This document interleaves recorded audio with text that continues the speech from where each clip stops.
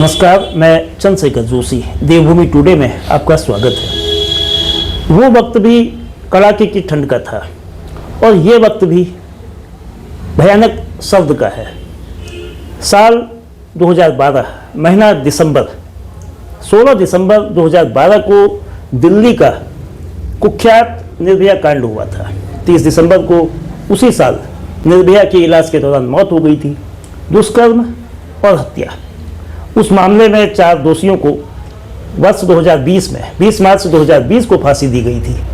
और इस वक्त जो घटना है वो यूँ तो 18-19 सितंबर की दरमियानी रात की है, वर्ष 2022 का मामला है। और इस मामले में भी जो बात हो रही है अंकिता भंडारी हत्याकांड की, ऋषिकेश के एक रिजॉर्ट का ये मामला है। 3 आरोपियों को जो दोषी साबित हुए उनको अदालत ने उम्र कैद की सज़ा सुनाई, लेकिन उसके बावजूद भी आक्रोश थमा नहीं है। विरोध की आवाज़, इंसाफ की आवाज़, न्याय दिलाने को लेकर संघर्ष की आवाज़ अब भी गूंज रही है। और आज जब हम 2026 के चौथे दिन यानी कि 4 जनवरी के दिन ये चर्चा कर रहे हैं, पूरा दिन विरोध की आवाज़ से गूंजता रहा। राजधानी देहरादून से लेकर हरिद्वार और प्रदेश के कई अन्य जिलों में कांग्रेस और कई अन्य संगठनों ने सरकार से सीबीआई जांच की मांग की। उस वीआईपी के नाम के खुलासे को लेकर फिर आवाज़ें उठ रही हैं। लेकिन आज एक और घटनाक्रम हुआ। आज 4 जनवरी को भारतीय जनता पार्टी ने कांग्रेस का पुतला फूंका। कांग्रेस पार्टी मुर्दाबाद, कांग्रेस पार्टी मुर्दाबाद, कांग्रेस पार्टी मुर्दाबाद, कांग्रेस पार्टी मुर्दाबाद। दिवंगत बेटी का ये अपमान, कांग्रेसियों सबूत लाओ, सबूत लाओ, सबूत लाओ। कांग्रेस को इस मामले में घेरा कि वो सियासत कर रही है। अंकिता भंडारी के हत्यारों को सजा दी जा चुकी है, ये कहना है भारतीय जनता पार्टी के नेताओं का। ठीक भी है, 3 लोगों को उसमें सजा मिली है। बेहद ही संवेदनशील प्रकरण है, कृपया इस पर राजनीति न करें। अंकिता हमारी भी बेटी थी और उस दिवंगत आत्मा को ये सब करके आप लोग केस न पहुंचाएं। और हमारी सरकार द्वारा, तब भी हमारी सरकार अंकिता के साथ थी और आज भी हमारी सरकार पूर्णतः अंकिता के साथ है। आप जानते हैं कि उस समय जब ये प्रकरण हुआ था तो सरकार ने एक आईपीएस अधिकारी, महिला आईपीएस अधिकारी के नेतृत्व में एसआईटी का गठन किया और एसआईटी ने पूरी निष्पक्षता से जांच की। जो भी साक्ष्य थे उनके आधार पर जो भी दोषी थे उन्हें आज आजीवन कारावास हो चुका है। और अभी जो ऑडियो क्लिप वायरल हो रहा है जिसके आधार पर कांग्रेस या अन्य लोग राजनीति कर रहे हैं, इसका कोई आधार नहीं है। इसको प्रमाण बनाकर ये इस तरह की राजनीति आप लोग न करें। भंडारी के उसमें पुतला फूंका गया है। कांग्रेसी बिना सोचे समझे इस चीज़ का मुद्दा बना रहे हैं। वो सभी जानते हैं कि जो उनके हत्यारे थे उनको सजा मिल चुकी है और जो हत्यारे थे उनको उनकी जगह तक पहुंचा दिया है और उनको सजा मिली हुई है। और ये चीज़ें मुद्दा बना हुआ है, ये मुद्दा नहीं बनना चाहिए। लेकिन जो टकराव है वो आज का नहीं है। और टकराव की पृष्ठभूमि, टकराव की नौबत क्यों आई और टकराव को हम सियासी चश्मे से इतर देखने की कोशिश करते हैं। और इसके लिए हमने किसी राजनीतिक दल को नहीं बल्कि एक ऐसे शख्स को जो उत्तराखंड राज्य आंदोलन की लड़ाई लड़े हैं, राज्य आंदोलनकारी हैं, उनको इसमें बुलाया है।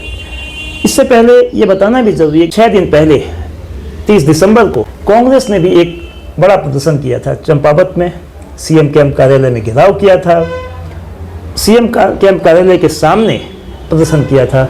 मांग वही कि वो वीआईपी कौन था जिसको एक्स्ट्रा सर्विस देने की बात बार बार कही जा रही थी।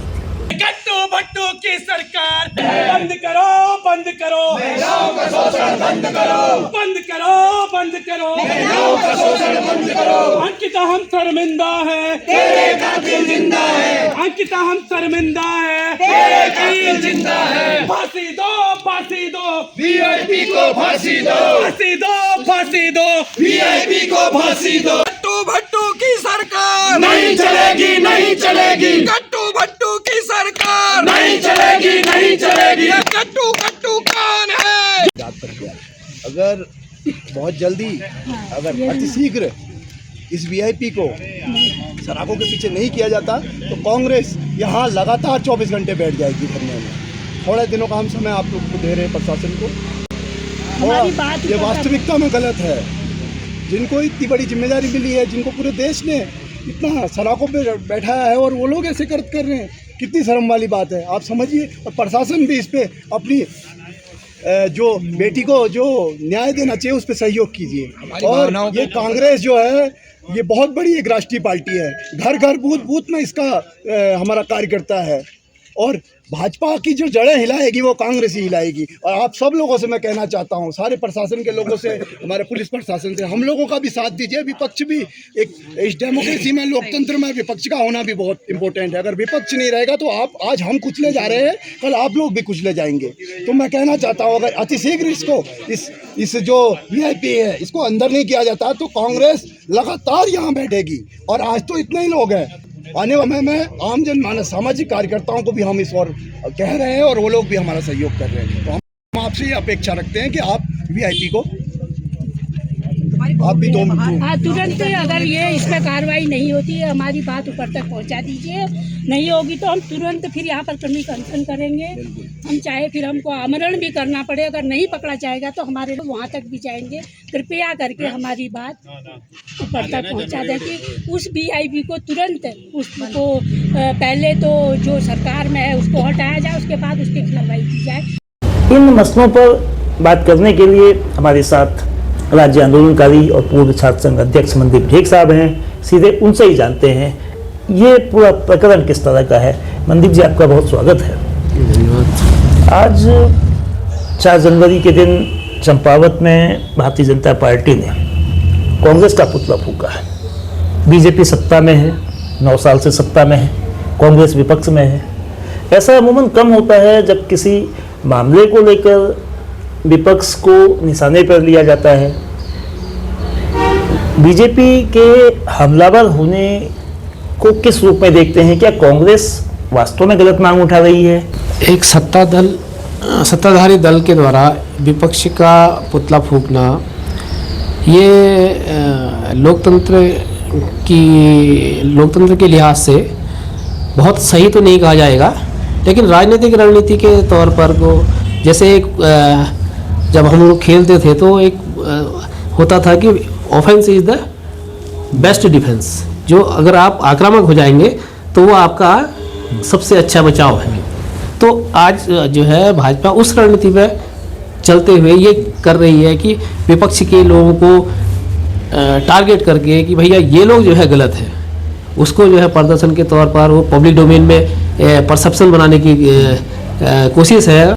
लेकिन अगर यही चीज़ मैं भाजपा के लोगों से पूछना चाहूँगा कि अगर यही केस, सेम यही केस आप विपक्ष में होते और कांग्रेस सत्ता में होती और कांग्रेस के किसी वीआईपी का नाम आ रहा होता, सेम यही केस, केवल पार्टी अगर बदली आ गई होती, तो क्या भाजपा वाले प्रदर्शन नहीं करते?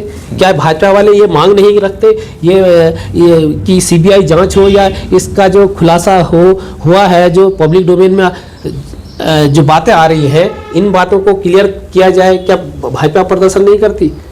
तो और जबकि आपका इस केस में केस दर्ज हुआ, एफआईआर भी हुई, सब चीज़ हुआ, सजा भी हुई उनको, लेकिन पब्लिक डोमेन में एक परसेप्शन था किसी वीआईपी का जो एक्स्ट्रा सर्विस देने की वाली बात थी, वो पहले दिन से ही चल रही थी। लेकिन इस चीज़ को बल मिला है भाजपा के ही जो एक पूर्व विधायक हैं सुरेश राठौर जी, और उनकी जो है कोई पत्नी कहते हैं वो उर्मिला सनावर, उर्मिला सनावर ने जो एक अपनी बातचीत का जो ऑडियो रिलीज किए हैं उनमें उन्होंने कुछ नामों का खुलासा किया है सुरेश राठौर के द्वारा। उसमें भी उर्मिला सनावर किसी का नाम नहीं ले रही है। सुरेश राठौर पूर्व विधायक भाजपा, अनुसूचित मोर्चा की प्रदेश अध्यक्ष, मतलब भाजपा में जो है अच्छा कद रखने वाले सुरेश राठौर के द्वारा जो है वो कुछ नाम लिए गए। उनको एक जो पब्लिक डोमेन में जो बात आई तो उसके बाद तो ये हर उत्तराखंडी का कर्तव्य होना चाहिए कि भाई अगर ये सुरेश राठौर की बात की सच्चाई जो है वो क्लियर होनी चाहिए। तो ये जो है आज की तारीख में जो प्रदर्शन हुए हैं भाजपा के द्वारा अगर किया गया है तो ये दुखद है। मतलब राजनीति में ऐसा होना नहीं चाहिए। हाँ भाई, एक मांग कर रही है, पब्लिक मांग कर रही है। आज देहरादून में जो प्रदर्शन हुआ है उसमें किसी पार्टी का आह्वान नहीं था, वो जो है सर्वदलीय था।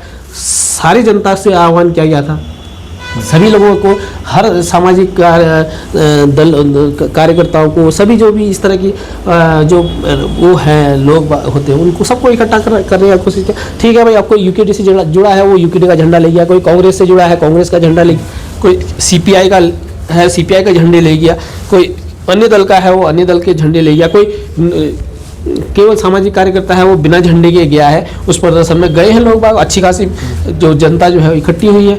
तो उस मांग को मांगने में आखिर दिक्कत क्या आ रही है कि भाई सीबीआई को वो जांच सौंप दी जाए और जो दूध का दूध पानी का पानी हो जाए।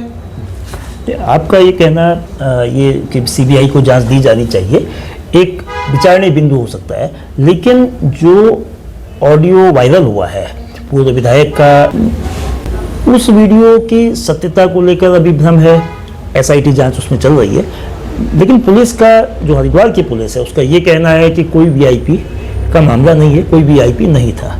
अलबत्ता और साथ ही पुलिस ये भी कहती है कि कोई तथ्यों को, कोई सबूतों को, किसी तरह के साक्ष्यों को न छिपाया गया है न मिटाया गया है। ये बात पुलिस की ओर से भी कही गई है कि एक्स्ट्रा सर्विस की बात जांच में आई है और जो 3 लोग उसमें दोषी थे उनको सजा भी दी जा चुकी है अदालत के द्वारा, उम्र कैद की सजा दी। ऑडियो कितना ऑथेंटिक है नहीं है, तो ऐसे में इस तरह का बवाल खड़ा करना, इस तरह का प्रदर्शन करना, इस तरह की बातों को कांग्रेस और दूसरे विपक्षी दलों के द्वारा या सामाजिक संगठनों के द्वारा लाना, क्या सरकार को बदनाम करने की कोशिश नहीं हो सकती? चुनावी साल अगले साल होने वाला है, चुनाव तो बहुत दूर है अभी। अगर चुनाव की हिसाब लिहाज से देखें, माना आज प्रदर्शन हो रहा है, कल प्रदर्शन हो रहा है, 2-4 दिन में दबाव बना सरकार पर, दबाव बना, सरकार ने सीबीआई जांच कर दी, 2-3 महीने में जो है सीबीआई जांच का क्या कहते हैं रिजल्ट आ गया, तो वो 2027 के चुनाव में थोड़ी असर डालेगा। वो बात उसकी नहीं है, चुनाव की बात नहीं है। बात यह है अगर इस मामले को केवल एक आपराधिक घटना के तौर पर नहीं देखा जाएगा, ये घटना जो है उत्तराखंड राज्य की अस्मिता की लड़ाई है, ये पहचान है, हमारे पहचान की लड़ाई है, हमारे अस्तित्व की लड़ाई है।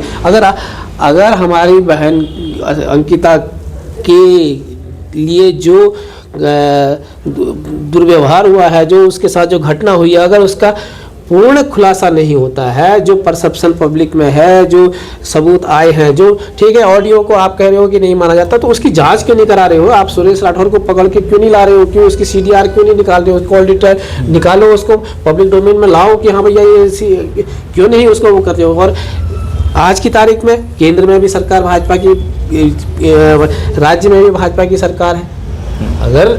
अगर पब्लिक जो है शक करे तो सीबीआई की मांग भी क्या करेगी? अगर सीबीआई को भी जांच सौंप देते हैं माना, तो सीबीआई भी तो भाई केंद्र सरकार के अधीन है, वो भी तो उस केस को जो है घुमा सकती है। लेकिन जो पब्लिक की एक मांग है तो भाई ठीक है, आप जो है उसको जो बातें आई है अभी जो मुद्दा गर्म हुआ है, उसका मेन कारण जो है जो ये बहन अंकिता की लड़ाई, तो जिस दिन वो घटना हुई थी उस दिन से ही वो वीआईपी का नाम आ रहा था, उनकी माताजी ने द्वारा वीआईपी का नाम लिया गया था।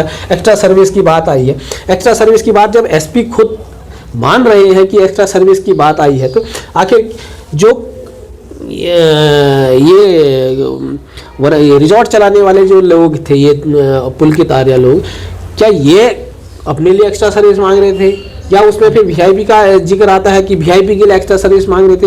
तो इन बातों का खुलासा होने में दिक्कत क्या है भाई? अगर हम कहें कि बहन अंकिता को न्याय मिलना चाहिए, बहन अंकिता का न्याय वहाँ पर को पूरा होगा जब उस बात का पूरा खुलासा होगा, जो बातें उस केस से जुड़ी हुई आ रही है। आप वीआईपी का नाम आया है, उसमें आया है, उनकी जो चैट आई है, उन जो आए हैं उनमें आया है।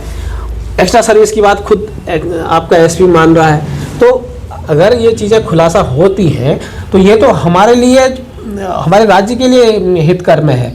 क्योंकि आने वाले समय में अगर कल के दिन हम ऐसे माहौल में तो हमारी अपनी बच्चियां सुरक्षित नहीं होंगी। अगर हम कल के दिन कोई भी आदमी अगर इस तरह की अगर हमारे ग्रामीण क्षेत्र के जो रोजगार के लिए स्वरोजगार के लिए बाहर को निकलना चाहेंगी, वो कितना डरेंगी, वो लड़कियां, वो बच्चियां कितना डर। तो भाजपा ठीक है भाई, भाजपा ने अपने को बचाव कराना है, वो तो ऑफेंस में आई है भाई, ठीक है, आक्रामक रूप अपना कि अपना डिफेंस कर रही है, अपना बचाव कर रही है, वो उनकी रणनीति है। वो सही गलत जो भी है वो नैतिकता के तौर पर अगर नैतिकता की कसौटी पे कसेंगे तो वो चीज़ जो है गलत मानी जाएगी। और राजनीतिक दल के तौर पर, रणनीति के तौर पर है उनका अच्छा भाई, ठीक है, उनका वो तरीका है।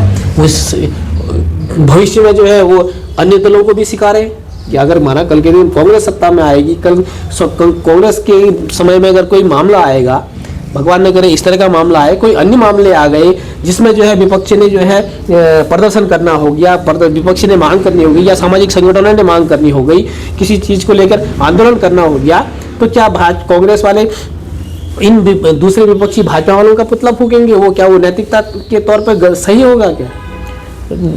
सरकार की ओर से, चाहे वो केंद्र की नरेंद्र मोदी सरकार हो या प्रदेश की सरकार हो, बेटी बचाओ बेटी पढ़ाओ का अभियान चल रहा है और बड़े पैमाने पर इस दिशा में काम हो रहा है। तो सरकार का तो ये कहना है कि सब वो बेटियों की सुरक्षा के लिए काम कर रही है, बेटियों को, महिलाओं को सशक्त बनाने के लिए काम कर रही है। तो क्या ऐसी घटनाओं से उनके पढ़ने लिखने, उनके कामकाज, उनके स्वरोजगार पर कैसा असर पड़ता है और इसके बचाव के लिए उनमें आत्मविश्वास बने रहे, उनमें सामाजिक सुरक्षा, उनकी अपनी जो एक इस तरह की सुरक्षा की जो भाव है वो कैसे बने रहे, फिर अगर इस तरह की घटनाएं आपको लगता है कि वास्तव में हुई है? तो अगर इस तरह की घटनाओं से अब ठीक है, देखो मजबूरी होती है। एक कोई जो बहन अंकिता आई पौड़ी से, उधर से वनंतरा में एक जॉब कर रही थी, वो उसकी मजबूरी थी। आज भी क्या कहते हैं, इस तरह से हमारे समाज के लोग मजबूर हैं, मजबूरी में है क्योंकि रोजगार की यहाँ कमी है, तो इस तरह से उनको बाहर निकलना है, ठीक है। लेकिन डर के एक जो डर बैठेगा वो उनके आत्मविश्वास को कम करेगा और हो सकता है कल के दिन कोई लड़की अंकिता की तरह जो है स्टैंड न ले पाए, वो कंप्रोमाइज करने लग जाए डर के मारे कि यार मैं मारी जाऊंगी, इनकी बात मान ली जाए, इन लोगों की बात मान लेती हूँ, तो उससे क्या होगा, उसका इफेक्ट हमारे समाज में पड़ेगा। आज उसको लॉन्ग टर्म में अगर आप देखोगे तो हमारी जो है सांस्कृतिक क्षय भी होगा, हमारी जो अपनी परंपराएं हैं उनका क्षय होगा, हमारे समाज की जो पहचान है, हमारे समाज की जो एक पहाड़ के लोगों की जो एक इमेज है पूरे भारत में, उसमें क्षय आएगा, उसमें डेंट लगेगा। तो इस तरह की घटनाओं का पूर्ण खुलासा होना चाहिए और अगर कोई जिम्मेवार है तो लास्ट तक का जो जिम्मेवार है उसको जो है उसकी जड़ तक जाना चाहिए, उसको सजा होनी चाहिए, ताकि ये संदेश जाए कि भैया इस तरह की हरकतें उत्तराखंड में किसी भी कीमत पर जो है सहन नहीं की जाएंगी। बीजेपी में भी इस तरह की आवाज़ें उठ रही हैं कि जो प्रकरण है उसको लेकर जांच की मांग अलग अलग तरीके से गढ़वाल में कुछ लोगों ने इस्तीफे दिए हैं, वो जिला पंचायत स्तर के प्रतिनिधि हैं और दूसरे नेता हैं। और चंपावत जिले में भी इस तरह की बातें आई हैं। लोहाघाट के पूर्व विधायक पूर्ण सिंह फत्याल साहब ने भी 31 दिसंबर को जो लोहाघाट विधानसभा क्षेत्र का लोहाघाट में सम्मेलन हुआ था उसमें ये बात कही थी कि उन्होंने उदाहरण दिया था कि हवाला गड़बड़ी का मामला, हवाला घोटाला हुआ था, जो जैन डायरी में नाम आया था लाल कृष्ण आडवाणी साहब का, तो उन्होंने पार्लियामेंट से इस्तीफा दे दिया था, पार्लियामेंटेरियन से इस्तीफा दे दिया था और वो उन्होंने ये कहा था कि मैं तब दोबारा कदम रखूंगा जब मैं पाक साफ साबित हो जाऊंगा, जांच पूरी हो जाएगी। उस समय कई अन्य लोग, शरद यादव सहित कुछ और लोगों ने भी इस्तीफा दिया था। तो क्या बीजेपी के भीतर से जो आवाज़ें आ रही हैं, कांग्रेस तो अटैक कर रही है, कांग्रेस इस मामले में दूध का दूध पानी का पानी होने के लिए उच्च स्तरीय जांच की मांग कर रही है, सीबीआई जांच उसमें शामिल है, तो बीजेपी के भीतर से जो आवाज़ उभर रही है उसको किस रूप में देखते हैं? नहीं, वो तो ऐसा है कि जो जिनका जमीर जिंदा है वो लोग अगर अपनी पार्टी में रहते हुए भी अगर न्याय के लिए बात करते हैं तो इसका मतलब उन लोगों का जमीर जिंदा है, जो लोग भी हैं।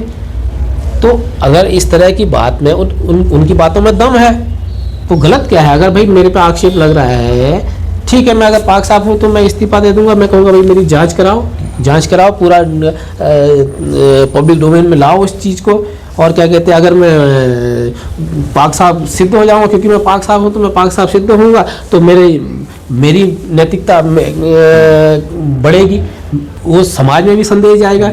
जो राजनीतिक नैतिकता की बात है, शुचिता की बात है, जो एक भाजपा का जो एक स्लोगन होता था, चाल चरित्र चेहरा, अगर आपके इतने बड़े नेतृत्व पर अगर आक्षेप लग रहा है तो इनको तो राष्ट्रीय स्तर पर जो है ये इसमें स्टैंड लेना चाहिए और क्या कहते हैं, एक राजनीतिक शुचिता को और नैतिकता को दिखाते हुए इन लोगों से इस्तीफा लेके इनकी जांच करा के निर्दोष साबित होकर इनको जो है बड़ी जिम्मेदारी दी जा सकती है।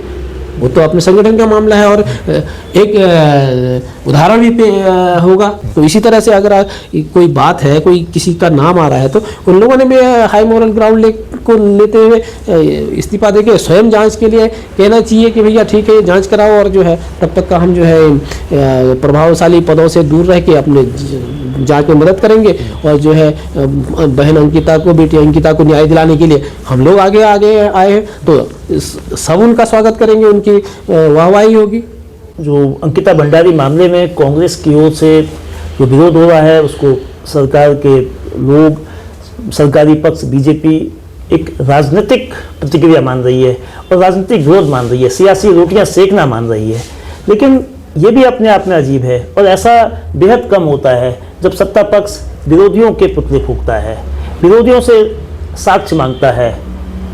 कांग्रेस का कहना है कि साक्ष्य जांच में आएंगे, जांच के बाद आएंगे, जांच करने वाली एजेंसी साक्ष्य जुटाएगी और तमाम बातें ऑडियो असली है नकली है। जो वायरल ऑडियो हुआ है बातचीत का, जिसमें कुछ नाम आए हैं जिनको लेकर फिर एक प्रकार से मामला उफान पे आया है, वो पूरा ऑडियो, कॉल डिटेल रिकॉर्ड और तमाम चीज़ें अगर पड़ताल होती है तो उसके बाद चीज़ें सामने आ सकती हैं। लेकिन राजनीति से ऊपर उठ के राजनीति इतर भी अगर देखा जाए, महिला सुरक्षा का मुद्दा ऐसा नहीं है जिसको हल्के में लिया जा सकता है, बेहद गंभीर मामला है। और महिलाओं की सुरक्षा, बालिकाओं की सुरक्षा एक अच्छे सुशासन के लिए, अच्छी गवर्नेंस के लिए, गुड गवर्नेंस का बेसिक है कि महिलाएं सुरक्षित हों।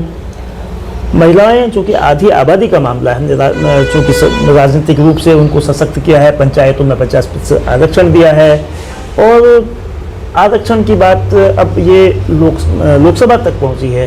तो ऐसे में महिलाओं की हिफाजत, महिलाओं में वो आत्मविश्वास देना कि वो कहीं भी जा सकती है, किसी भी काम के लिए घर से दूर, उनकी सुरक्षा को खतरा नहीं होगा। इस तरह की जो परिस्थितियां उपज रही हैं, ये राजनीति का विषय न बन के हमारे बेहतर गवर्नेंस का विषय बने। ऐसी पार्टी हमारी भारतीय जनता पार्टी की है जिसमें अटल बिहारी वाजपेयी के साथ आडवाणी जी जैसे शरीक राम लखन की जोड़ी थी।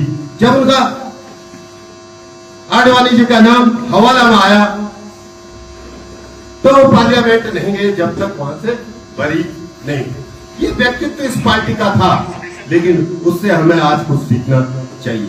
अगर हमारा नाम कहीं बार बार आ रहा है तो हमने स्वतः ही